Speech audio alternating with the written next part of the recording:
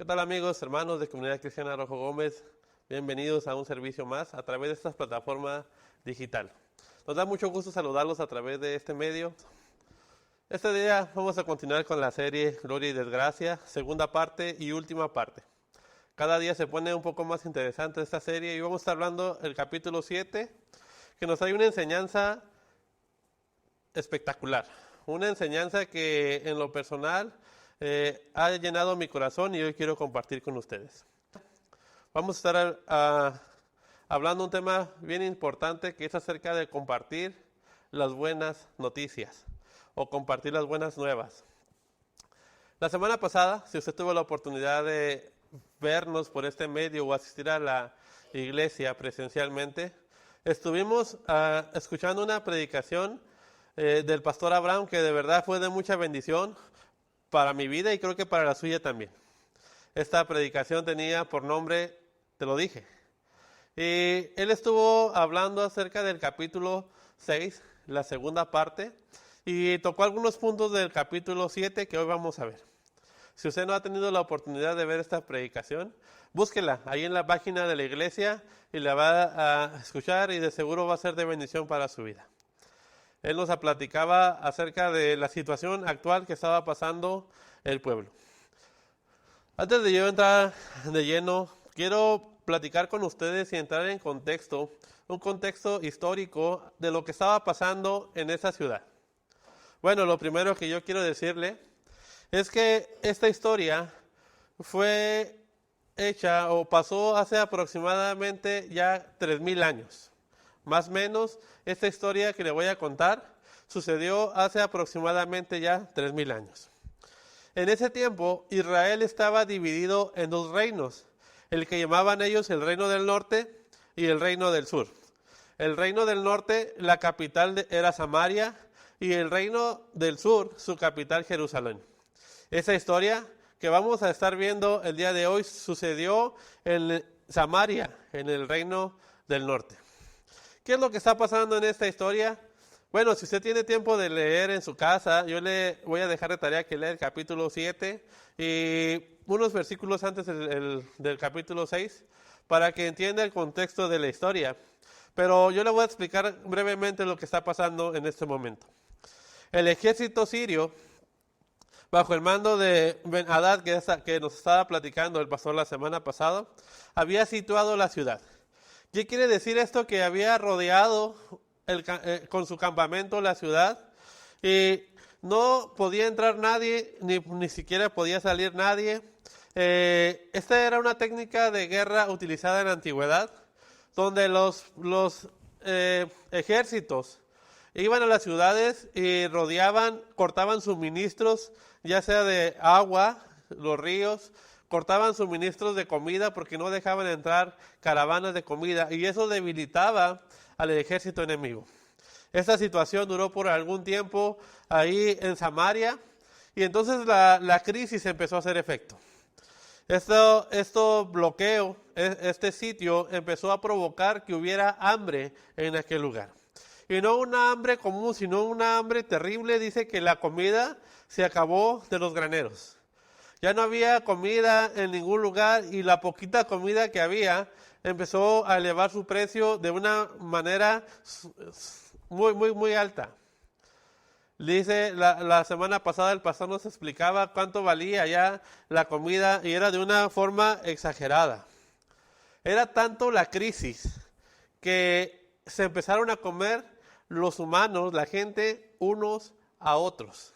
A ese nivel estaba esta crisis, ¿no? La semana pasada también, por eso es importante que usted escuche la predicación de la semana pasada, nos platicaba el pastor cómo unas mujeres cocinaban a sus hijos para comérselos. O sea, a ese nivel de hambre estaba llegando el pueblo. Las mujeres cocinando a sus hijos para poder saciar su hambre.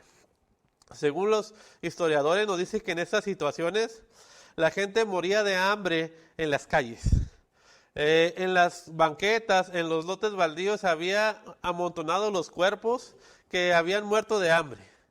Inclusive mucha gente prefería aventarse de la muralla para quitarse la vida por el sufrimiento que ellos estaban pasando por hambre.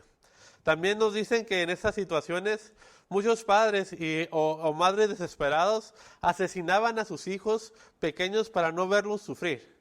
Era una situación bien delicada, era una situación que estaban pasando por su desobediencia y era una situación crítica. Y en medio de esta situación de hambre, de desesperación, viene una promesa de Dios de su rescate. Y por medio del profeta, Dios le dice al pueblo que en 24 horas esta situación se va a acabar. Que en 24 horas la comida va a abundar y el precio de la comida se va a estabilizar. Noticia que pues no fue muy bien recibida por todos. Hubo inclusive quien dudó. Esa historia ya la vimos la semana pasada también. Fue uno de los te lo dije. Entonces no vamos a abundar en ella, simplemente cuando Dios da la noticia y dice en 24 horas esta situación se va a restablecer, hubo quien dudó. Hay una historia detrás de todo esto que ya el pastor estuvo hablando la semana pasada. Ahora, en ese contexto histórico, había otro grupo de gente, los leprosos. ¿Qué era un leproso? Bueno, ya nuestro hermano Roberto por ahí también nos estuvo hablando acerca de la lepra, pero históricamente, cuando una persona presentaba alguna enfermedad en la piel, sea cual sea, era presentado por ley, era llevado ante el sacerdote, quien dictaminaba si su enfermedad era lepra o no. Era muy común que todas las enfermedades de la piel se catalogaran como lepra. Si era un hongo, si era una infección, era muy común que el sacerdote, al no ser doctor, al no tener la tecnología que nosotros tenemos en este momento, simplemente decía es lepra. Pero ¿qué pasaba cuando el sacerdote declaraba a una persona con lepra? Bueno, esta persona tenía que abandonar su casa, tenía que abandonar su familia y no solamente eso, sino que tenía que abandonar la ciudad. Ya no tenía prohibida la entrada a la ciudad siquiera. Estas personas eran declaradas personas impuras y en aquel tiempo se creía que la lepra era una maldición de los dioses hacia ellos. Entonces, para no contagiar y para no contaminar la impureza, esos eran expulsados de la ciudad. Y este grupo vivía afuera de las ciudades en campamentos. ¿Sí? Era un grupo que vivía en las calles y que se mantenía de la buena voluntad de la gente. Cuando la gente entraba y salía de la ciudad, ellos le dejaban algo de comer o algo de dinero. Y es como esos grupos de leprosos se mantenían. Ahora, cuando esas personas se encontraban de frente con otra persona que no era leproso, ellos se tenían que identificar. Tenían que taparse el rostro y empezar a gritar desde lejos, impuro, impuro, para que la otra persona tuviera oportunidad de alejarse. Era una situación difícil, ¿sí? Si la situación estaba difícil dentro de la ciudad, ahora imagínese fuera de la ciudad con estos leprosos. Pero es en estos leprosos donde yo quiero centrar hoy mi reflexión, en la actitud que estos hombres tomaron.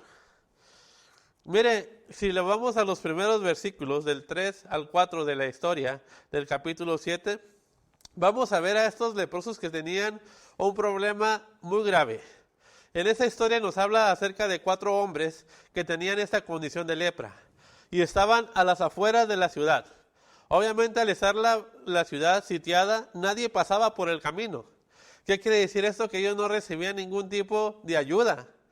Entonces, no tenían absolutamente nada que comer.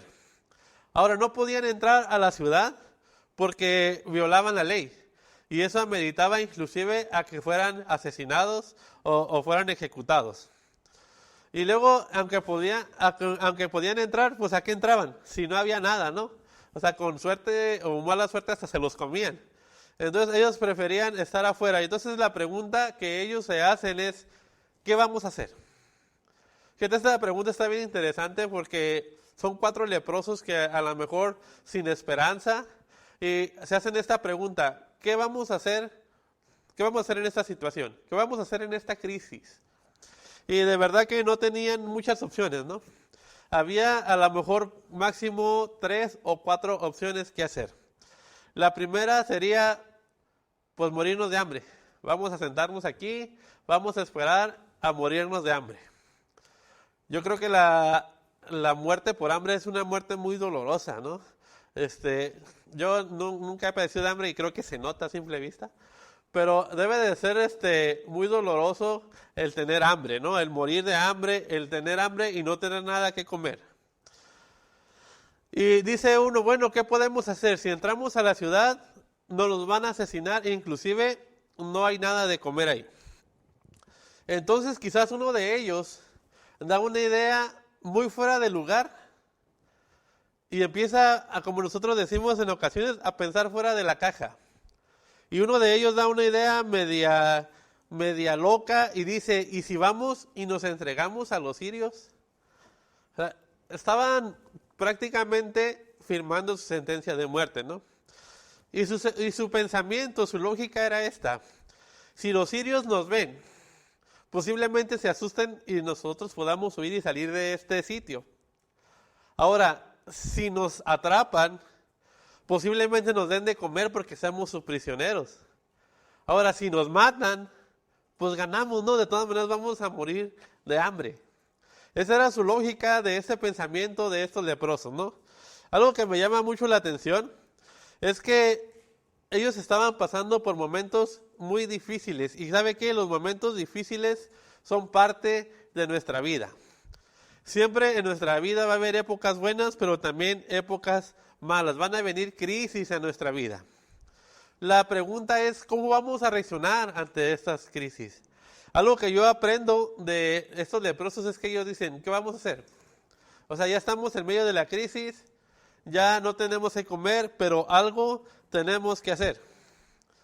Hay dos formas de reaccionar entre los problemas. Uno es dejarse llevar por el problema, que te arrastre el problema donde te tenga que llevar, que te hunda hasta que tenga que hundir y pues hacer las consecuencias del problema.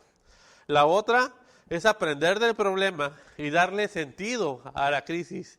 Y decir, ok, ya estoy en la crisis, ahora, ¿qué voy a hacer? ¿Qué aprendemos? Que cuando hay crisis, debemos de ponernos en acción. Decía un escritor, si nada está sucediendo, es tiempo de que tú hagas que las cosas sucedan. Algo que me llama mucho la atención, que a pesar de su condición, esos hombres decidieron ponerse en acción y hacer un plan, aunque a lo mejor era muy loco, a lo mejor era muy arriesgado, decidieron ponerse en acción y hacer este plan. Estos hombres deciden que al anochecer caminarían hacia el campamento sirio y se entregarían. Ese fue su plan. Y con suerte iban a comer, o con suerte los iban a matar y iba a acabar su sufrimiento. La palabra de Dios dice en el versículo 5 en adelante que estos hombres empiezan a llegar al campamento, se empiezan a acercar y algo andaba ahí raro, ¿no? Algo andaba mal. Nadie lo recibe. O sea, no había guardias. No había guardias en el camino, no había nadie vigilando. Y eso estaba un poco mal, ¿no? Y se empiezan a acercar un poquito más al campamento y resulta que no hay ruido en el campamento. No a lo mejor hay fogatas, a lo mejor hay tiendas de campaña, pero no hay ruido. Bueno, ¿cuál fue su sorpresa? Que cuando llegaron al campamento, el campamento estaba vacío. No había ni siquiera un soldado en el campamento. Si leemos el versículo del 5 al 7, dice que Dios asustó a los sirios para que huyeran del campamento. Ahora, ¿cuál fue la sorpresa mayor de estos hombres, de estos leprosos? Que el campamento quedó toda la comida, todo el dinero, todos los animales y todas las telas y la ropa preciada, o la ropa preciosa. Llegaron a la tienda, a la casa de campaña y encontraron la cena servida. Ya estaba servidito ahí el plato, a lo mejor frío, a lo mejor ya mordido, a lo mejor un burrito ya con una mordida. Y yo sé que si usted le pregunta, ¿usted se comería un burrito ya mordido? Pues como que dice, no, pues como que no, ¿eh? o un plato que ya alguien ya le dio a la mitad. Pero en ese tiempo, acuérdense que era crisis, ¿no? Que no había nada que comer y para ellos un plato frío o a lo mejor una comida empezada era un manjar, ¿no? Era algo que iba a alimentar su cuerpo, ¿no? Que a lo mejor por muchos días o semanas no ellos habían tenido la oportunidad de comer. Entonces dice que entraron a la tienda, a la casa de campaña y comieron y bebieron hasta que se llenaron. Imagínense, ¿no? Entraron y comieron todo lo que ellos pudieron comer, bebieron todo lo que ellos pudieron beber y después dice, empezaron a apartar las piedras preciosas, los vestidos preciosos y los empezaron a esconder. Yo me lo imagino que dijeron, bueno, de seguro alguien más va a tener que llegar, ¿no? O van a regresar los soldados. ¿Por qué no escondemos un poquito de oro? ¿Por qué no escondemos un poquito de plata, un poquito de ropa fina? Y si llegan, pues ya. Y me imagino que ellos iban y agarraban y escondían y regresaban y les daba hambre y volvían a comer. Y iban y agarraban más y luego les daba 6 y se aventaban otra botella de vino. Y todo era felicidad, ¿no? Todo era felicidad. Imagínense, ahora yo me los imagino en una lumbrada, celebrando, platicando, y te imaginas si no hubiéramos venido, a lo mejor ya bien, bien llenos, ¿no? Ya tomándose un refresco, ya con un palillo de dientes, ya quitándose la carne de los dientes, y empiezan a celebrar, ¿no? A celebrar, a lo mejor empiezan a cantar y a reír y a bromear y a decir, qué curada que vinimos, estamos bien felices, estamos bien contentos. Pero hubo un momento inevitable en el que llegó el silencio, donde ya nadie tuvo nada que decir y ese silencio incómodo, ¿no? Ese silencio incómodo que ya después de que todos se cantaron, celebraron, se voltean a ver uno al otro. Y dijeron, esto no está bien. Lo que estamos haciendo no está bien. Y lo podemos leer en el versículo 9. Dice, luego se dijeron el uno al otro, no estamos haciendo bien. Hoy es día de buenas nuevas y nosotros callamos. Este versículo va a ser clave en nuestro mensaje. Hoy es día de buenas nuevas y nosotros callamos. Y si esperamos hasta el amanecer, nos alcanzará nuestra maldad. Vamos pues ahora, entremos y demos las nuevas en la casa del rey. Ahora lo que me llama la atención es que ellos cuando estaban celebrando, después de que habían comido, no llegó nadie, no llegó ningún predicador y les dijo, hey, lo que están haciendo es pecado. No llegó nadie y les dijo, hey, ¿sabes qué? Ustedes que están ahí comiendo, eso está mal. Sino que fueron sus conciencias las que les dijeron, hey, lo que están haciendo no está bien. Quizá ellos empezaron a recordar las muertes de aquellos niños y dijeron, hey, ¿qué estamos haciendo nosotros, no? O sea, y algo que me llama mucho la atención es que se dieron cuenta que Dios había provisto para ellos, pero no nomás para ellos, sino también para los demás, para todo el pueblo, ¿no? Y que Dios quería con esa provisión salvar a la ciudad. El final de la historia del 10 en adelante dice que ellos, después de darse cuenta de su egoísmo y de su falta de comprensión, dice que entonces ellos se vuelven y dan aviso al rey. Y llevan las buenas noticias a la ciudad y le dicen al rey lo que había pasado.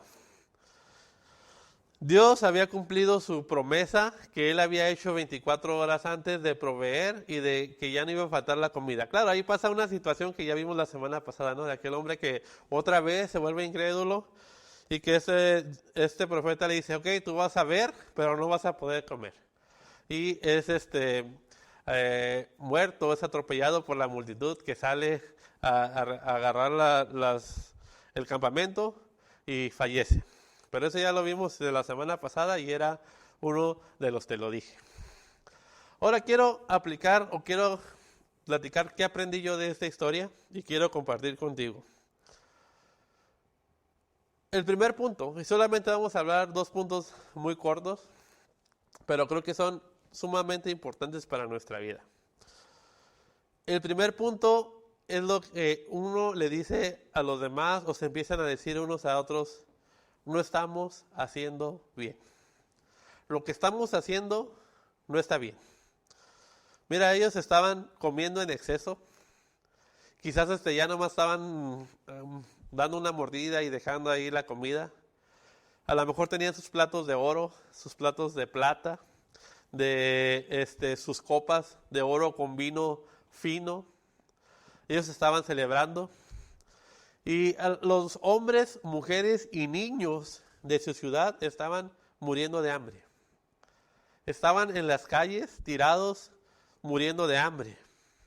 Se estaban suicidando, se estaban aventando de los edificios, se estaban aventando de la muralla.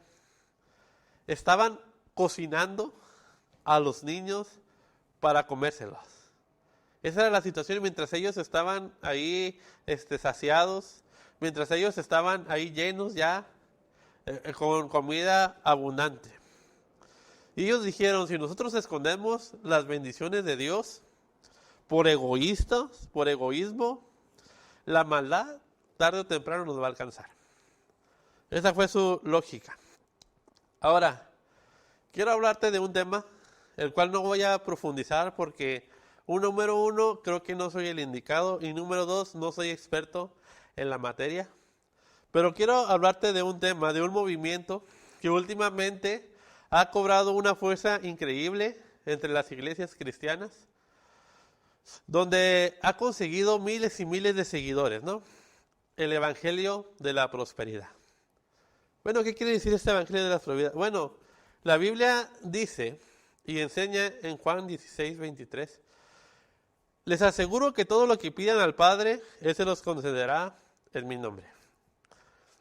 Este evangelio toma este versículo y lo transforma en un carácter material y económico, en un carácter que reduce a Dios a más que un proveedor de bienes, prácticamente un cajero automático. Este evangelio dice, tú pide, Él te tiene que dar, Él te lo prometió. Y este evangelio se centra en que cuando tú te entregas a Cristo, el Señor te va a dar riquezas, te va a dar casas, carros, ropa buena para vestir, te va a hacer un hombre de negocios y todo lo material nunca te va a faltar. Algo así habla el evangelio de la prosperidad, no vamos a profundizar mucho. Ahora, solamente quiero aclarar esto. Claro que hay bendiciones por venir a los pies de Cristo. Eso es una realidad. Pero ese no debe ser la razón ni el motivo principal por el cual tú te acercas a Cristo. La palabra de Dios dice en Mateo capítulo 6, versículo 33, buscar primero el reino de Dios y su justicia, y lo demás vendrá por añadidura. ¿Sí? No dice primero busquen lo material, primero busquen lo económico. Ahora, algunos creemos que el gozo se va a completar cuando nosotros seamos prosperados económicamente. Algunos creen que nosotros vamos a ser felices o vamos a tener gozo, que hay una diferencia entre el gozo y la felicidad. Cuando todos nuestros problemas sean quitados, no tengamos ninguna deuda, tengamos dinero en abundancia. Algunas personas dicen, bueno, yo le voy a dar una oportunidad a Dios 6 meses. Y si en 6 meses mi cuenta del banco no se triplica, entonces quiere decir que Dios no existe. Algunos evangelios, algunas iglesias de la prosperidad más light predican esto: acércate al Señor y todos tus problemas se van a acabar. ¿Sí? Acércate al Señor y todos tus problemas se van a acabar. Él te va a quitar todos tus problemas y te va a llenar de gozo material. Pero nosotros leemos en Mateo capítulo 16, versículo 24, cuando Jesús dice, a sus discípulos dice, si alguno quiere venir en pos de mí, niéguese a sí mismo. Entonces ya después sea muy feliz. Bueno, no rima, como que esa parte no queda, ¿no? Dice, si alguien quiere venir en pos de mí, niéguese a sí mismo, tome su cruz cada día y sígame. Tome su cruz cada día y sígame. Tomar la cruz y seguir a Jesús denota un sacrificio, una acción de nuestra parte, que seguramente no tiene mucho que ver con lo material, pero tiene que ver con el gozo. No con lo material, pero tiene que ver con el gozo. A lo que voy es esto. Estos leprosos, cuando por fin encontraron lo que ellos andaban buscando, comida, riqueza, oro, plata, vestidos caros, transporte, que en aquel tiempo eran caballos, burros, camellos, todo lo material que ellos podían haber querido o soñado el resto de sus vidas, lo habían encontrado en ese momento. Todo lo que ellos, a lo que un hombre había anhelado poder encontrar en el resto, en toda su vida, ellos los habían encontrado en ese momento. Sin embargo, eso no les trajo gozo. Y es donde quiero ir, a ellos no les trajo gozo, ¿no? Un actor estadounidense muy famoso dijo esas palabras en un libro que yo leí. Decía, ojalá toda la gente fuera rica y famosa lo más temprano posible en su vida, para que se den cuenta que eso no es la felicidad. Qué bonitas palabras, ¿no? Ojalá toda la gente fuera rica y famosa lo más temprano posible en su vida, para que se den cuenta que eso no es la felicidad. Y lo que él daba a entender es que luchamos toda la vida por tener fama, por tener riqueza, y cuando al final de nuestra vida lo conseguimos, nos damos cuenta que eso no es la felicidad. Qué triste, ¿no?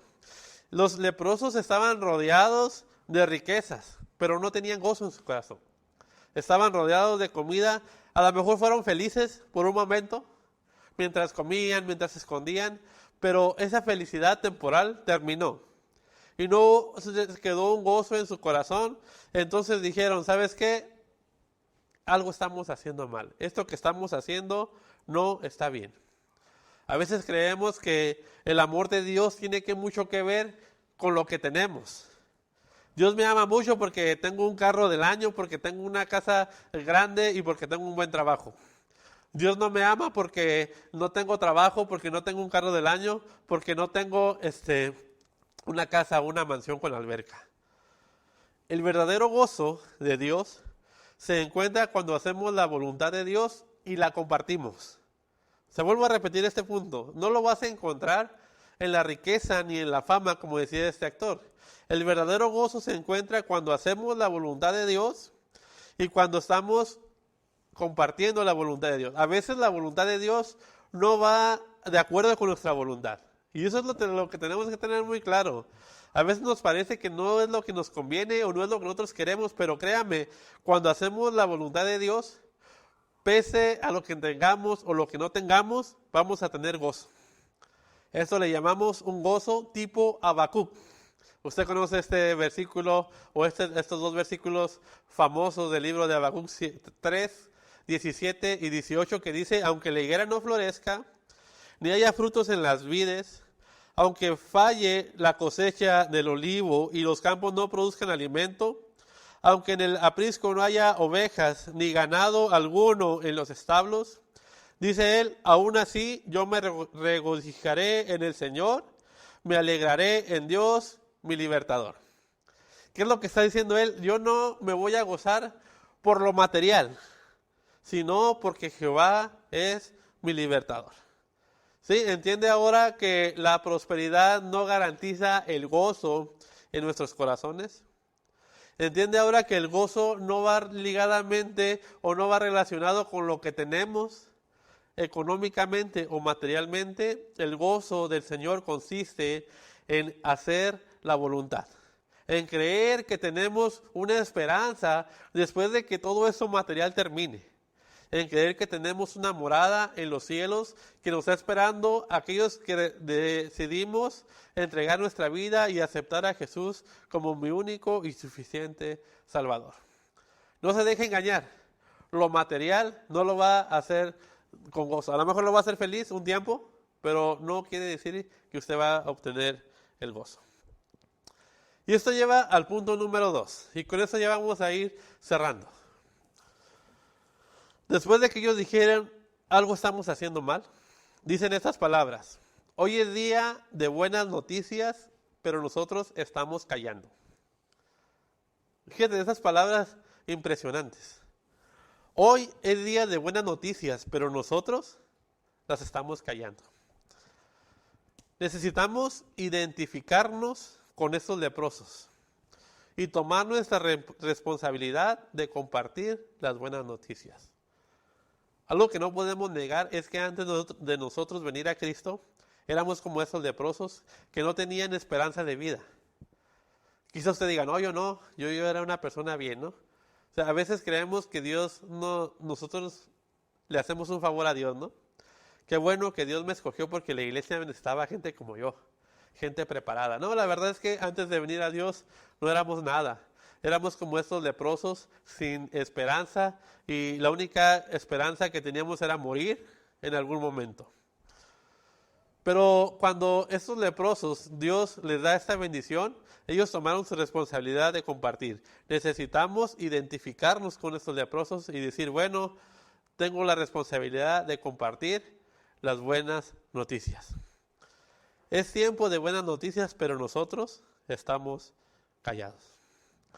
En alguna parte de la historia de la iglesia se ha perdido el propósito principal, que es compartir las buenas noticias.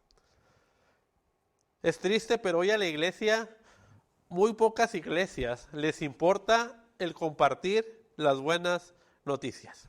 Buena noticia en griego significa o quiere decir evangelio.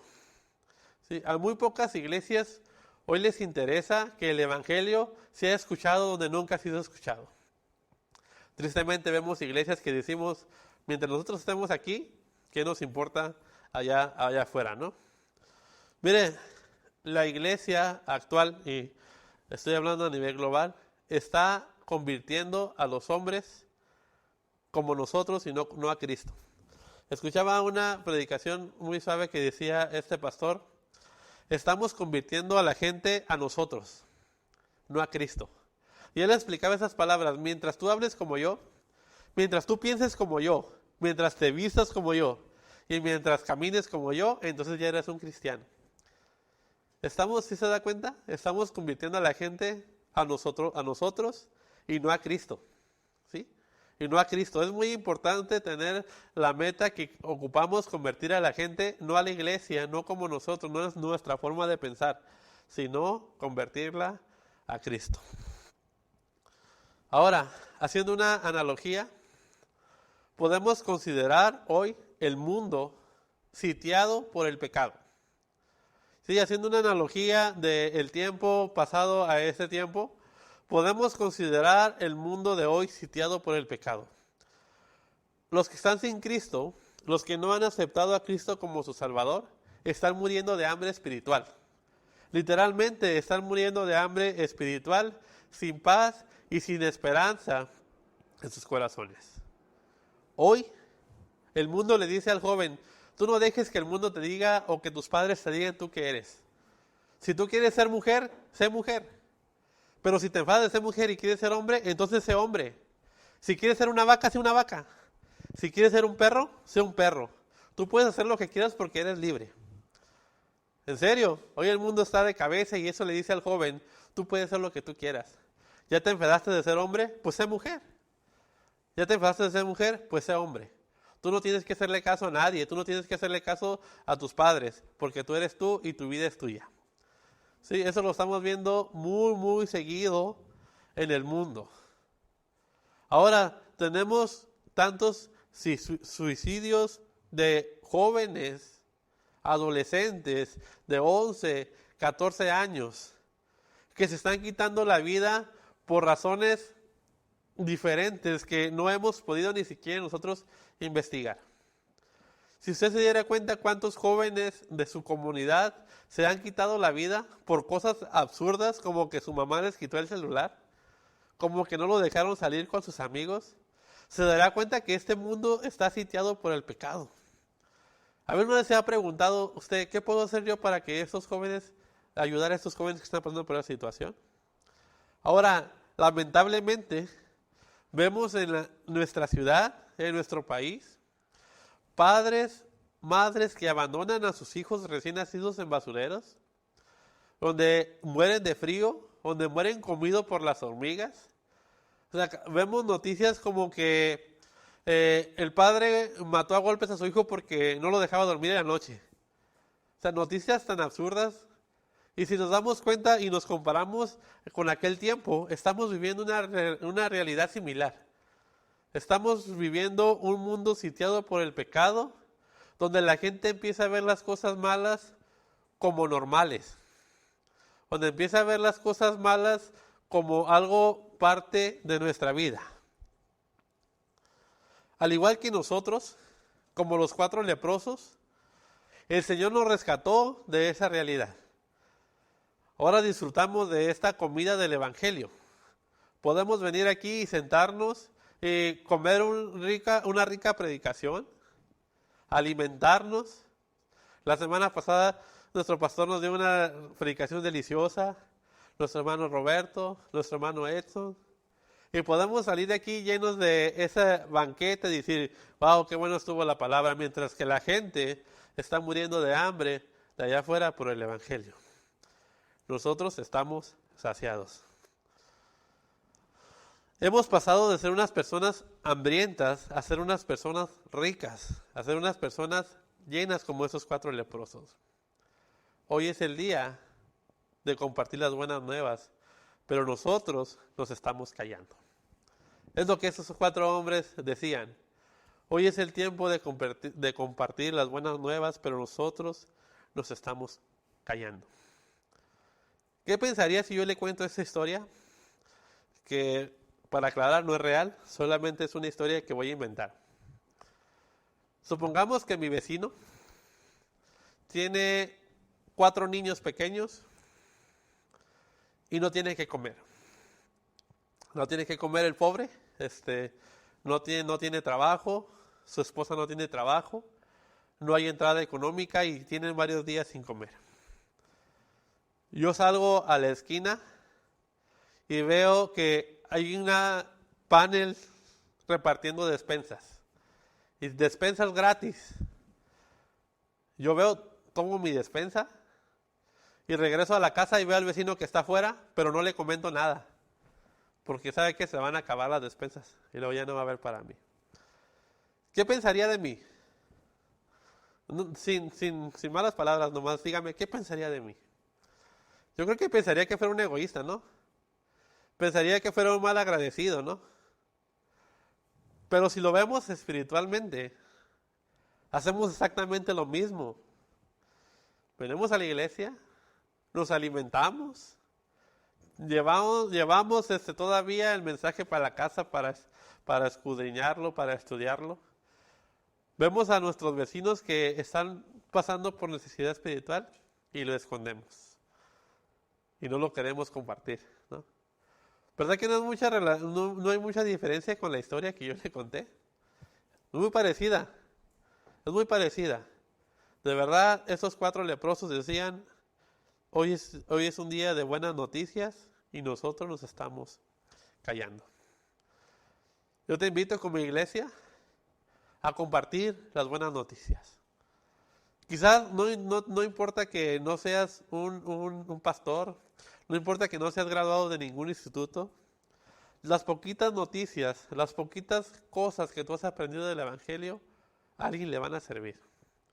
Puedes salvar la vida de alguien simplemente con platicar tu testimonio. De verdad, no te calles. Si ves a gente con necesidad, comparte la palabra. Tomamos nuestra responsabilidad de estos 4 leprosos. Ya estamos satisfechos, ya estamos llenos, pero los demás se están muriendo de hambre. Vayamos al reino y compartamos ese alimento que Dios nos ha dado. Espero que esta palabra haya sido de bendición para tu vida. Espero que algo de esto hayas aprendido en tu corazón. Quiero hacer una oración contigo para que Dios ponga en nuestros corazones ese deseo de compartir lo que Él nos ha dado. Ese deseo y que quite también de nuestros corazones esa vergüenza, que quite de nuestros corazones eso que nos impide compartir las palabras de Dios. Porque es más importante, de verdad, salvar una vida que la vergüenza que nosotros podemos pasar. Te invito a que ahí en casa cierres tus ojos y hagamos esta oración. Señor, gracias te damos por este día. Gracias primeramente porque tú nos rescataste, Señor, de esa hambre. Porque tú nos rescataste de morir de hambre, Señor, en la calle. Y nos diste ese alimento precioso, Señor, que es tu palabra. Que nosotros podemos alimentar cada vez que nosotros queramos abrir esa palabra tuya y comer esos versículos, Señor, y venir aquí a la iglesia y escuchar también tu palabra en manos de nuestro pastor, hermanos de Edson, de Roberto, y podamos salir gozosos y con un alimento espiritual fortalecido, Señor. Gracias te damos por eso, porque esa hambre espiritual que nosotros teníamos, tú la saciaste, Señor. Ahora te pedimos, Señor, que nos des esa fuerza, Señor, de poder compartir esto que hemos recibido de parte tuya, Señor. Que podamos hacer, Señor, la comisión que tú nos has mandado de ir y compartir este evangelio, estas buenas noticias por todo el mundo, Señor.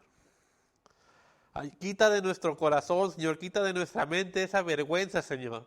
Quita de nuestra mente esa barrera que nos impide hablarle a los demás de un Cristo poderoso, de un Cristo que puede alimentar esa hambre espiritual.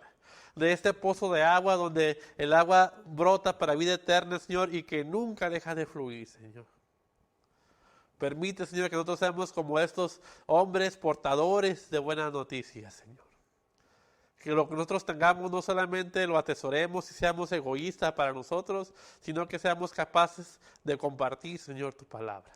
De compartir las buenas noticias, Señor. Queremos decirle hoy al mundo que el pecado que está sitiado al mundo está vencido, está derrotado, Señor.